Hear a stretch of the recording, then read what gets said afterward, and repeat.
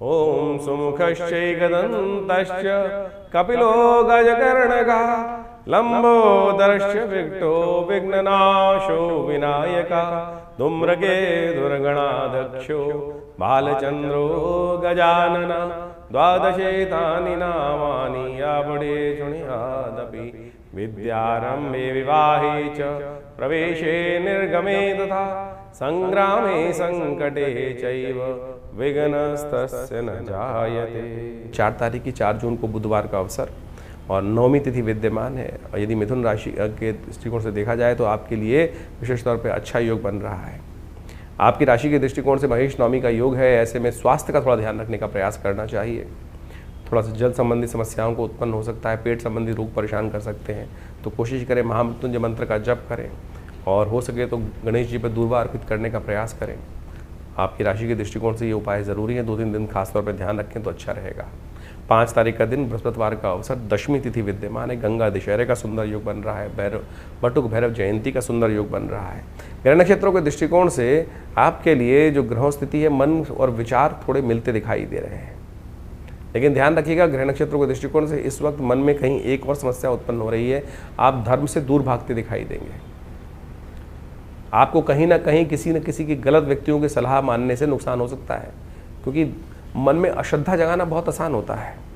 इस वक्त आपके ग्रह ऐसे खेल करने वाले हैं और कि आपके मन में छोटी छोटी बातों पे शंकाएं उत्पन्न कर देंगे। अरे भगवान की पूजा पाठ से कुछ नहीं होता, अरे छोड़, सब अपने किस्मत से अपने आप चलता है, ऐसे भाव होंगे। और यदि आप धर्म से विमुख हुए तो सत्य मान लेना कि आपका भाग्य इन समय में आने वाले 1-1.5 साल तक लाभ नहीं देगा, नुकसान दे देगा। इसलिए धर्म से, ऐसे गलत लोगों से बच के रहिएगा, बहुत ज़रूरी है। इस दिन बहुत खास दिन है, गंगा दशहरा, दशम पापम हरति दशहरा। शास्त्र में अद्भुत प्रकार से इसकी कथा वर्णित है और साथ साथ भगवान बटुक भैरव जी की जयंती भी है। तो ऐसे में विशेष तौर पर कई बार क्या होता है कि आपके मनोमस्तिष्क में नेगेटिव भाव उत्पन्न हो जाता है। वैसे में बटुक भैरव जी का अद्भुत मंत्र चमत्कार करता है। तो मिथुन राशि वालों, अभी आपने गंगा दशहरा भगवान बटुक भैरव का मंत्र समझा। अभिलाषा अष्टक के नाम से स्कंद पुराण के अंदर इसका पूरा वर्णन मिलता है और ऐसा अद्भुत स्तोत्र है जो अभिलाषा अष्टक कैसी भी मनोकामना कर कर पाठ किया जाए। उस ब्राह्मण ने अभिलाषा अष्टक का ही पाठ किया था और उसको अद्भुत रूप से भगवान शंकर का चमत्कार देखने को मिला। तो आप भी शास्त्र में वर्णित इन मंत्रों का सानिध्य लेने का प्रयास कीजिए। 6 तारीख का शुक्रवार का अवसर, शुक्रवार का दिन लक्ष्मी का दिन और साथ साथ एकादशी, विष्णु जी की सुंदर आराधना करने का अवसर। तो ये सुंदर संयुक्त रूप से जो उपस्थित निर्जला एकादशी का योग बन रहा है, बड़ा कल्याणकारी। और आपकी राशि के दृष्टिकोण से यदि हम बात करें तो गजकेसरी योग बनकर तैयार है। विजय देने का योग आपके लिए बहुत सुंदर रूप से ये बनकर तैयार है। इसका पूर्ण तरह श्रद्धा के साथ लाभ लेने का प्रयास करें। एक जल लोटे का दान करने से, निर्जला व्रत करने से 24 घंटे चमत्कारी हैं। शास्त्र में वर्णित है कि भीमसेन ने भी गुरु व्यास के रूप में उनका ध्यान कर कर उनकी आज्ञा से ये पाठ किया था। तो मिथुन राशि वालों, आपने समझा निर्जला एकादशी क्या महत्वपूर्ण संबंध शास्त्र में किस प्रकार से, केवल जल के दान से, केवल व्रत कर कर आप अपने किस प्रकार के कष्टों को दूर करने का योग बना सकते हैं। यही तप है। जेठ की गर्मी, सूर्य अंगारे बरसा रहे हैं, ऐसे में हम तप कर रहे हैं, ध्यान कर रहे हैं भगवान का। विष्णु ऐसे नहीं कि जल नहीं पीना है, खाली भगवान का स्तवन ओम नमो नारायण इसका पाठ भी करना है, तब जाके व्रत करना है।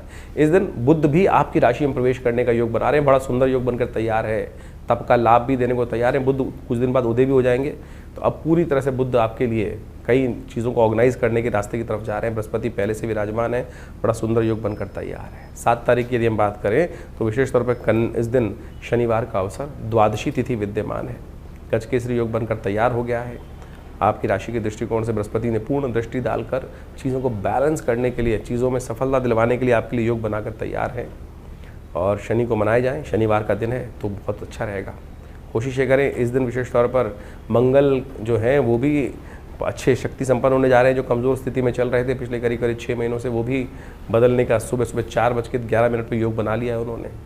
पुरुषार्थ वाले भाव में थोड़ा आलस को त्याग दीजिएगा। पुरुषार्थ तो ठीक हो रहा है, लेकिन आलस इन दिनों थोड़ा बढ़ जाएगा। उससे बचते हुए कार्य करने की ज़रूरत है। इस दिन हो सके तो बंदरों को केला डाल दीजिए, गुड़ चना डाल दीजिए। आपके लिए सुंदर योग बनेगा। हनुमान जी की कृपा से आपके लिए ग्रह नक्षत्र चंपक द्वादशी है। इस दिन विशेष तौर पर भगवान विष्णु की आराधना करते हुए ये कार्य कर लीजिए। शनि अनुकूल रहेंगे आपके लिए। हम पुनः अवगत करा दें, शनि महाराज को कंट्रोल करना आपके लिए लगातार ज़रूरी है। 8 तारीख का दिन रविवार का अवसर है। द्वादशी थोड़ी वृद्धि की तरफ है। दिल्ली के पंचांग के अनुसार से रवि प्रदोष का योग बनेगा। गजकेसरी योग विद्यमान है। इस दिन रवि महाराज, सूर्य महाराज जो है वो थोड़ा परिवर्तन की तरफ जा रहे हैं, जो अगले जो रोहिणी नक्षत्र में थे उससे निकलकर मृगशिरा मंगल के नक्षत्र में जाएंगे, और मंगल भी अब ताकत में आ ही चुके हैं। तो ऐसे में आपके लिए अच्छा योग है। कोशिश करें गायत्री का जप करें, सूर्य का मंत्र जप करें, सूर्य को जल दें। हमने विवेकानंद योगाश्रम में हर रविवार वाले यज्ञ में गायत्री का विशेष यज्ञ रखा है, नवग्रह शांति का महायज्ञ रखा है, उसमें आप सम्मिलित होंगे तो अच्छा रहेगा। सुबह 8 बजे से लेकर 11 बजे तक भंडारे के साथ कार्यक्रम चलता है, और ऐसे में इन यज्ञों में भाग लेकर, संसार में कहा गया यज्ञो वही श्रेष्ठतम कर्म, और आज हम कथाओं में फंस जाते हैं, यज्ञ तो करते ही नहीं हैं। तो ऐसे में थोड़ा सा यज्ञ कर कर आप अपने कष्टों को दूर कर सकते हैं। 9 तारीख सोमवार का दिवस है, और ऐसे में उस दिन त्रयोदशी योग है। और साथ साथ ग्रह नक्षत्र परिवर्तन के लिए जो आगे योग बना रहे हैं वो थोड़ा स्वास्थ्य के मामले में दिन भारी दिखाई देता है। आगे आने वाले 2-3 दिन स्वास्थ्य के मामले में बहुत ध्यान रखें। गर्मी ज़्यादा है, स्वास्थ्य के लिए थोड़ा सा ध्यान रखें, पानी की मात्रा अच्छा रखें, हाइजीन का ध्यान रखें, नहीं तो कहीं ना कहीं थोड़ा सा स्वास्थ्य के मामले में स्ट्रेस कहीं ना कहीं दुख दे सकता है। सर्वार्थ सिद्ध योग विद्यमान है, नए कार्यों को करने के लिए दिन अच्छा बनेगा, लेकिन दोपहर को 3:30 बजे के बाद ही कार्य करने का प्रयास कीजिएगा। हो सके तो महामृत्युंजय मंत्र का जप करें, चावल का दान करें, आपके लिए अच्छा रहेगा। महामृत्युंजय मंत्र इस प्रकार से है, ओम हौं जुं सह ओम भूर्भुवः स्वः ओम त्र्यंबकं यजामहे सुगंधिं पुष्टिवर्धनम् उर्वारुकमिव बन्धनात् मृत्योर्मुक्षीमामृतात् स्वबुवं सहजुं हों ओम। 10 तारीख की बात कर लेते हैं। 10 तारीख के दिन मंगलवार का दिन है, और मिथुन राशि वालों को समझना चाहिए ग्रह नक्षत्रों के दृष्टिकोण से शनि को मनाने की ज़रूरत है। इस वक्त हम कई बार स्ट्रेस डाल रहे हैं, ऐसे ही नहीं डाल रहे हैं, बहुत ज़रूरी है इसलिए बता रहे हैं, क्योंकि सफलता पे सब कुछ मेहनत करने के बाद भी शनि महाराज वहाँ लगातार 2 साल, अभी 2.5 साल रहने वाले हैं। इसलिए कम से कम इस वर्ष को ठीक करने के लिए अंतिम दिवस है आपके पास। शनि महाराज को मनाने के लिए अंतिम जेठ का अंतिम बड़ा मंगल पड़ रहा है, फिर 1 साल बाद ये बड़ा मंगल का योग पड़ेगा। और बड़े मंगल का महत्व हमने पहले भी समझाया आपको कि जिस दिन हनुमान जी ने सबसे पहले अपने उस कल्प में भगवान राम के दर्शन किए थे, और दर्शन लाभ से समस्त कष्ट दूर होते हैं। तो एक बात ध्यान रखिएगा, हनुमान जी के मार्ग से जो भक्त भगवान राम के दरबार में पहुंचते हैं, भगवान राम उनको करीबी नहीं त्यागते। सुग्रीव जी बड़े दल बदलू थे, हर मान में शंका उत्पन्न करते थे, किसी पर विश्वास नहीं करते थे, तब भी भगवान राम ने स्वीकार किया। क्यों?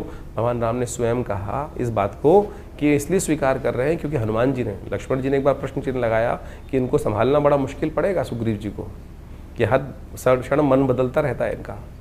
लेकिन भगवान ने कहा कैसे भी है, हनुमान जी हमको मिलवाए हैं इनके साथ। तो हनुमान जी की जो अप्रोच हनुमान जी जिसकी लगा देते हैं ना, तो वो कभी भगवान को त्यागते नहीं। तो इसलिए हनुमान जी की कृपा से आप बुढ़े मंगल पर हनुमान जी का स्तवन करें, सुंदरकांड का पाठ करें, आपके जीवन में कल्याण के योग बनेंगे। मंगल चंद्रमा थोड़ा खराब चल रहा है इन दिनों, स्वास्थ्य का ध्यान रखिएगा। तो ऐसे में बुध उदय होने जा रहे हैं, सबसे श्रेष्ठ आपके लिए योग बन रहा है। सत्यव्रत भी इस दिन रहेगा। हमने विवेकानंद योगाश्रम में इस बड़े मंगल पे, अंतिम बड़े मंगल पर सुंदरकांड का पाठ रखा है। आप भी स्वयं अपने नाम से भाग ले सकते हैं, स्वयं आके भाग ले सकते हैं। शाम को एक कार्यक्रम यज्ञ के साथ 5 बजे से आरंभ होगा, रात की 11 बजे तक चलेगा। सादर आमंत्रित रहेंगे विवेकानंद योगाश्रम में। इन सुंदर आध्यात्मिक मार्गों को समझें। यह आध्यात्मिक मार्ग ही जीवन के कष्टों को दूर करने वाला है, और नहीं तो आप पहने जाइए लाखों रुपए की अंगूठियाँ या कुछ और करते जाइए, उन सब से कुछ नहीं होने वाला है। इसलिए श्रद्धा के साथ समर्पण, श्रद्धा का समर्पण करेंगे तो वो अच्छा रहेगा। जो ज्योतिष का ग्रह योग आपने अभी समझा, किस प्रकार से ज्येष्ठ के अंतिम भाग में, ज्येष्ठ मास के अंतिम भाग में जो ग्रहों का योग बन रहा है, विभिन्न परिवर्तन के योग बने इस ज्येष्ठ के मास में। यानी अगर ज्योतिष के दृष्टिकोण से आप देखें कि शनि को छोड़कर बाकी समस्त ग्रह अपनी अपनी राशि से परिवर्तन का योग इस ज्येष्ठ के महीने में बना चुके हैं, और इन सब का प्रभाव आपकी जन्मपत्री के अनुसार से आपके जीवन पर गोचर का प्रभाव अवश्य हो रहा होगा। और उस प्रभाव को यदि समझा सकता है, कोई समझ सकता है, तो ज्योतिष की गणना के द्वारा ही समझा जा सकता है। इस समय की चाल को समझना ही सबसे बड़ा महत्वपूर्ण है। देखिए, ये वैज्ञानिक युग है, इसके अंदर कुछ भी हम जो भी कार्य करते हैं उसको एनालाइज कर लें, समझ लें क्या कुछ प्रभाव कर रहे हैं, क्या करने से क्या प्रभाव उत्पन्न होगा, उसको अच्छे से एनालाइज किया जा सकता है। आधुनिक विज्ञान ने यही समझाने का प्रयास किया, और ज्योतिष विज्ञान भी आधुनिक विज्ञान के साथ साथ उन दैविक योगों को आपके मत में, आपकी मति में, आपकी बुद्धि में डालने का प्रयास करता आया है कि क्या ग्रहों का प्रभाव किस प्रकार से आगे आने वाले समय में होने वाला है, और उसको समझकर जो बुद्धिमान व्यक्ति उसका लाभ उठाने का प्रयास करते हैं वो जीवन में सफलता को प्राप्त कर लेते हैं। भ्रांति करने वाले, अनेक प्रकार से कटाक्ष करने वाले इस संसार में सदा हैं, सदा रहेंगे ही। कई लोगों की भ्रांति हर क्षेत्र में होती है।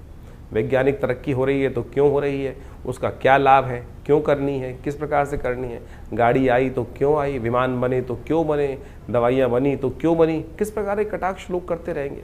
जिन्होंने कहा कहना है, कुछ ना कुछ कटाक्ष निकालना है, कुतर्क करना है, वो करते रहेंगे। बुद्धिमान व्यक्ति उन कुतर्कों पे ध्यान नहीं देते और अपनी आगे गति बढ़ाने के लिए जीवन में हर प्रकार से सद्मार्गों पर चलने का यथाउचित भाव से प्रयास करते हैं। ज्योतिष का मत अनादिकाल से भारतीय संस्कृति में रहा है और वो प्रत्यक्ष रूप से बिल्कुल सही है। उसका प्रभाव समझने के लिए बहुत चीज़ों को समझना चाहिए और ज्योतिष के आचार्यों ने अनादिकाल से इस सुंदर व्यवस्था को, विज्ञान को जिस प्रकार से बनाया है, उसके जो गणित के भाग हैं वो आज भी बिल्कुल जो सटीक गणनाओं के अनुसार से निकलते हैं। सोचें कि अनादिकाल में जिस प्रकार से हमारे ऋषि मुनियों ने केवल गणित के सूत्रों को लगाकर उन व्यवस्थाओं को, आकाशीय मंडल में घटने वाले उस योग को उन गणित की गणनाओं के माध्यम से जो कागजों पे उतारा, वो बिल्कुल आज भी प्रत्यक्ष रूप से 100% सत्य निकलता है। इसको भी आपको आश्चर्य के तौर पे स्वीकार करना चाहिए। तो फिर कैसे विज्ञान नहीं है? तो तथाकथित तौर पर बहुत सारे लोग अनेक प्रकार से आपके मनोमस्तिष्क में विडंबनाएं उत्पन्न करने का प्रयास करेंगे। बुद्धिमान व्यक्ति अपने जीवन को सही राह पर डालने के लिए इस विज्ञान का लाभ लें और उससे, हाँ, कई बार ऐसी समस्या हो जाती है कि हम कई प्रकार से भ्रांति में फंस जाते हैं। अब ज्योतिष के अंदर एक कारण जानने का रास्ता बचा है कि जीवन में घटना क्यों घट रही है। ज्योतिष के अंदर जो योगायोग है उसको कर्म के द्वारा बदला जा सकता है। कि सैद्धांतिक तौर पे मान लीजिए आपकी जन्मपत्री में कई बार क्या होता है कि किसी कुंडली में बहुत अच्छे योग हैं, किसी कुंडली में बहुत खराब योग हैं, लेकिन फिर भी वो अच्छे योग कार्य नहीं कर रहे हैं और जो खराब योग हैं उनका प्रभाव जीवन में ना चाहते हुए भी हो रहा है। कारण क्या है? कारण है कर्म, सही दिशा में किया गया कर्म। यदि देखिए आपकी जन्मपत्री जो है वो पूर्व अर्जित कर्मों के अनुसार का कर्मों का लेखा जोखा है। जैसे आपने एक वर्ष में कार्य किया, उसके अंत में एक बैलेंस शीट बनाई और उस बैलेंस शीट के अनुसार से जो भी आपका लेखा जोखा कार्य किया गया उसका पूरा प्रभाव वहाँ दिखाई दे जाता है। बुद्धिमान सीए जो होंगे, ऑडिटर होंगे, उसको देख के समझ जाएंगे कि इस व्यक्ति ने किस प्रकार का, इस कंपनी ने कैसा कार्य किया है और आगे आने वाले में कंपनी किस प्रकार का कार्य करने के लिए रास्ता अपना सकती है। लेकिन यदि आने वाले समय में उस कंपनी ने, उस व्यक्ति ने कार्य ही नहीं किया, कर्म ही नहीं किया, सोया रहा या नुकसान के सौदे कर लिए, तो फिर क्या उसकी बैलेंस शीट, पूर्व की बैलेंस शीट जो है उसके ऊपर कोई चीज़ें इस प्रकार से दायित्व डाल सकते हैं। तो वही प्रभाव आपकी जन्मपत्री का है कि आपकी जन्मपत्री जो जन्मकालीन समय में बनकर आई है वो पूर्व अर्जित कर्मों का लेखा जोखा लेके आई है। जिस दिन से आपका जन्म हुआ उस दिन से आपके ग्रह योगों के साथ साथ आपका कर्म जुड़ जाता है। आप कर्म किस दिशा में कर रहे हैं? यदि सदकर्म कर रहे हैं तो वो पुण्यों का भाव से आपके शुभ कर्म जो है वो आगे आकर आपके जीवन में सुख का पदार्पण कर देंगे। और यदि शुभ कर्म नहीं कर रहे हो, अशुभ कर रहे हो जन्म के बाद से, तो समझ लो फिर वो जो पाप प्रवृत्ति व्यक्ति की है वो कहीं ना कहीं कष्ट देने के योग बना लेती है। ये तो सिद्धांतिक तौर पे हम इस सिद्धांत को समझाने का प्रयास कर रहे हैं कि जो लोग समझते हैं कि डेस्टिनी डिफाइंड है, ऐसा नहीं है। चेंज कर सकते हैं आप अपने कर्मानुसार। तो ज्योतिष का ये प्रत्यक्ष प्रभाव, कई लोग सरेंडर कर देते हैं कि अगर मेरी कुंडली में दरिद्र योग है तो मैं दरिद्र ही रहूँगा। ऐसा नहीं है भाई। दरिद्र योग है तो उसको परिवर्तन कर कर आप उसको शुभ योग बना सकते हो। और अगर राजयोग है और आप कर्म नहीं करोगे, सोए रहोगे, शुभ उसका लाभ लेने का प्रयास नहीं करोगे, अशुभ कर्म करते रहोगे, तो फिर वो राजयोग सब समाप्त भी हो जाएगा। शुभ योग, धन का योग समाप्त भी हो जाएगा, छन्नी भी बन जाएगा। तो ये आपको सही रूप से समझ लेना चाहिए कि ये सब कर्म का खेल है और कर्म के साथ आपका हर चीज़ जुड़ा हुआ है। शास्त्र में कहा गया ना, अवश्यमेव भोक्तव्यम कृतम कर्म शुभाशुभम। तो इसको हमें सत्य रूप से समझ लेना चाहिए। और अनेक प्रकार से रास्तों को समझाने के लिए शास्त्र में विभिन्न प्रकार के माध्यमों से उन सब सिद्धांतों को समझाया जाता है। और हम समझें कई बार कुंडली के अंदर बड़े प्रकार के दरिद्र योग बने हुए हैं, केमुद्रम योग हैं। लोग चाहते हैं, बड़ी विचित्र स्थिति है कि ज्योतिषी के पास आके लोग किसी भी विज्ञान पे जाते हैं, चमत्कार की बात करते हैं कि चमत्कार कर दीजिए बस कुछ। अरे भाई, चमत्कार नाम की चीज़ इस संसार में कुछ नहीं होती है। अगर आप चमत्कार ज़्यादा बात करोगे तो बहुत सारे लोग, हर शाख पे इतने शातिर लोग बैठे हैं, वो कहीं ना कहीं आपको कष्ट में डालने के योग बना देंगे। तो इसलिए सबसे पहले अपने मस्तिष्क से, अपने विचारों से इस बात को हटा दीजिए कि चमत्कार कोई कर सकता है। सैद्धांतिक तौर पे कार्य किया जा सकता है, सैद्धांतिक तौर पे आपको कार्य समझा जा सकता है। हर चीज़ का प्रभाव है, क्या वो नग है, क्या वो मंत्र है, क्या वो दान है, क्या वो पुण्य है, किसी प्रकार से औषधि का उपयोग है, हर चीज़ का कहीं ना कहीं एक वैज्ञानिक विश्लेषण है, सैद्धांतिक तौर पे उसको समझा जा सकता है कि कैसे कार्य किया। अब इस कार्य को समझने में किसी को दिक्कत हो तो वो उसको चमत्कार का नाम दे देता है। तो इसलिए इस बात को सही समझ लें कि चमत्कार नाम की कोई चीज़ होती नहीं है। जिस चीज़ का वैज्ञानिक विश्लेषण हमको समझ में नहीं आ रहा है, प्रोसेस समझ में नहीं आ रहा है, तो हम उसको तथाकथित तौर पे चमत्कार की गणना में ला के खड़े कर देते हैं। तो इस तरह से आप अपने ग्रहों को सही से समझें। तो ज्येष्ठ का महीना जो हमने आपके समक्ष रखा, ये बहुत पुण्य आने वाला महीना है। इसमें निर्जला एकादशी, इस शास्त्र में कहा गया है कि केवल एक जल का दान, आपके धन के नहीं, जल का दान कहा गया। सोचें, जल तो यथेच्छ मात्रा में अभी तो संसार में व्याप्त है, लोटा भरो और एक जल का दान दे दो, वही सबसे श्रेष्ठ दान कहा गया है। निर्जला एकादशी का सुंदर व्रत इस एकादशी इन ज्येष्ठ के मास में आता है। गंगा का पदार्पण इस ज्येष्ठ के मास में हुआ, जैसे गंगा दशहरा कहा जाता है, दशम पापम हरति दशहरा। केवल एक डुबकी मात्र उस गंगा जल में ले लेने से आपके समस्त अनेक कर्मों में किए गए जो कर्म है, दशम पापम हरति दशहरा, यानी समस्त पापों से निवृत्ति का मार्ग ये दशहरा केवल जल से स्नान करने से प्राप्त हो जाता है। तो सोचें कितना सुंदर भारतीय संस्कृति ने अपने शास्त्रों के माध्यम से उस सिद्धांत, जीवन के रहस्य को समझाने का प्रयास किया है। लेकिन हम तथाकथित तौर पर केवल हर चीज़ में विद्वत जनों को गाली देने का काम करते रहते हैं कि नहीं, जो इस प्रकार से हमारे सनातन के लोगों ने, आचार्यों ने कहीं ना कहीं गोरख धंधा बना दिया, ये कर दिया, वो कर दिया। तो इस बात को, भ्रांति को हटाने का प्रयास करें, अपने संस्कृति के प्रति उलाहना ना दें।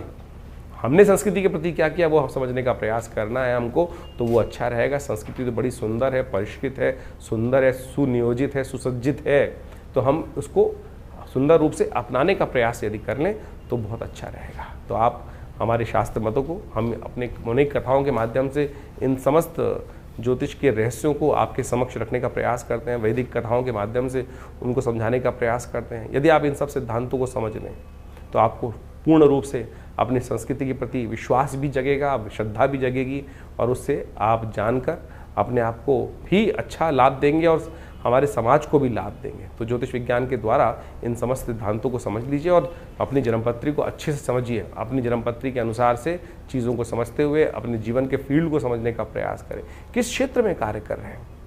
कई बार क्या होता है, हम जीवन में कौन से क्षेत्र के कार्य करने आए थे और कहाँ भटक जाते हैं।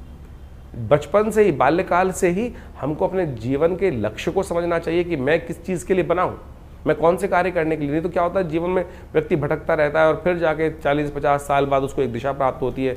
और यदि सही से कोई आचार्य मिल जाए, ज्ञानवान व्यक्ति मिल जाए, तो पहले से बता देगा भाई इस रास्ते पे चल रहे, तो इसके द्वारा सुंदर रूप से रास्ता बन जाएगा और कहाँ प्राप्ति के योग बन जाएंगे। देखिए आचार्य चाणक्य ने किस प्रकार से चंद्रगुप्त को ढूंढा और उसको लगाया, और कहाँ एक गडरी के घर में पैदा हुआ लड़का उस इतने बड़े साम्राज्य का अधिपति बना। तो इसलिए ये ज्योतिष के मत के अनुसार से, आचार्यों के मत के अनुसार से, उनके आशीर्वाद से हमें चलने का प्रयास करना चाहिए। और ये समस्त विज्ञान जो है, भारतीय संस्कृति का विज्ञान अपने आप में बहुत सुंदर है, और उसी का प्रतिपादन हम लोगों ने अपने विवेकानंद योगाश्रम में अनेक वर्षों से यहाँ शोध के द्वारा करने का प्रयास किया। हमारे आश्रम के द्वारा सद्गुरु आचार्य श्री केशव देव जी के सानिध्य में रह के बहुत सारे विज्ञानों पर शोध किया गया, योग के ऊपर, मुद्राओं के ऊपर, मंत्र विज्ञान के ऊपर, यज्ञ विज्ञान के ऊपर, और सहस्त्रों किताबें, मतलब करीब 100 के करीब किताबें हमारे संस्थान के द्वारा से प्रकाशित की गई हैं। बहुत सारे अनुसंधान कार्य चलते हैं। तो आप भी विभिन्न समय पर विभिन्न यज्ञों इत्यादि में जो हम आपको सूचना देते रहते हैं, और उसके बारे में आप आकर जुड़ सकते हैं। और विभिन्न रूप से आश्रम की जो गतिविधियाँ हैं, अस्पताल है, मंदिर है, और साथ साथ यज्ञ इत्यादि की जो कर्म है, उनमें सब में जुड़कर लाभ लें। आपके जीवन में कल्याण का मार्ग प्रशस्त होगा। धन्यवाद।